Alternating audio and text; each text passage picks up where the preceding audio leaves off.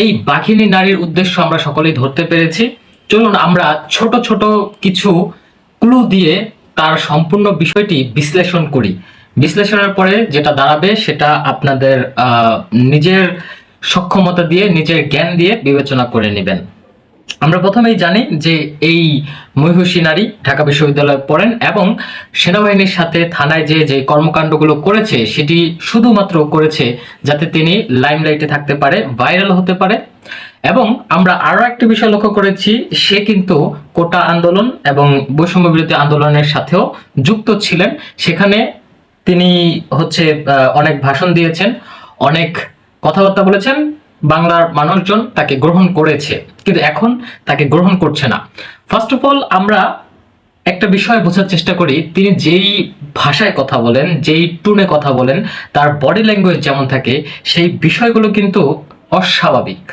স্বাভাবিকভাবে কোনো মানুষ, কোনো ব্যক্তি এইভাবে আচরণ করতে পারে না, অনর্গল কথা বলতে পারে না, অনর্গল চেঁচামেচি করতে পারে না, এবং কথার যেই ধরন রয়েছে, কথার যেই ইম্প্যাক্ট লজিক আছে, সেগুলো তার কথাবার্তার মধ্যে প্রকাশ পায়নি।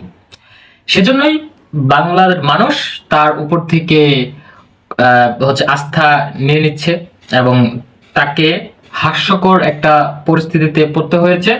বাংলার মানুষ তাকে নিয়ে ট্রোল করছে, যাতা একটি অবস্থা। তার যেই তিনি যেটা হতে চেয়েছিলেন সেটার বিপরীত হয়ে গিয়েছেন।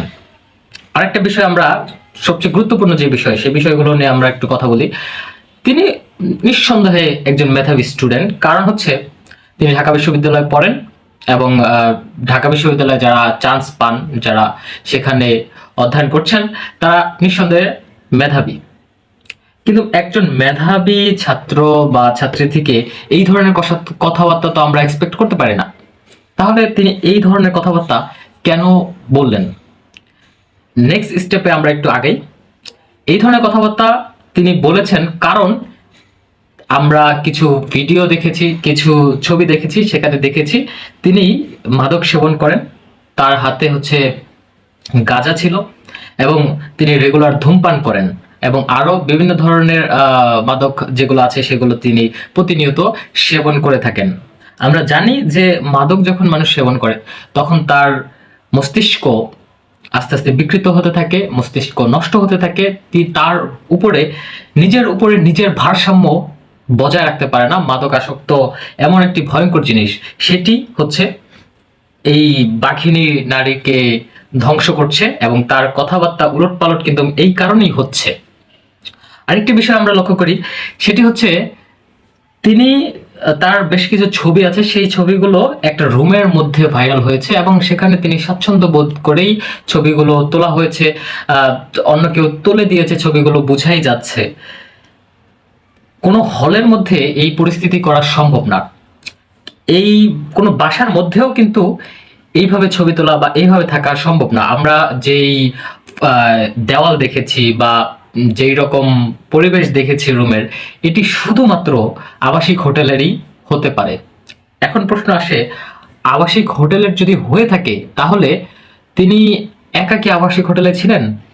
নিশ্চয়ই না, তার সাথে অন্য আর অনেকেই ছিল হয়তোবা, কারণ তার ছবিগুলো তো কেউ না কেউ তুলেছে, সুতরাং তার সাথে কেউ একজন ছিল বা একটা গ্রুপ ছিল।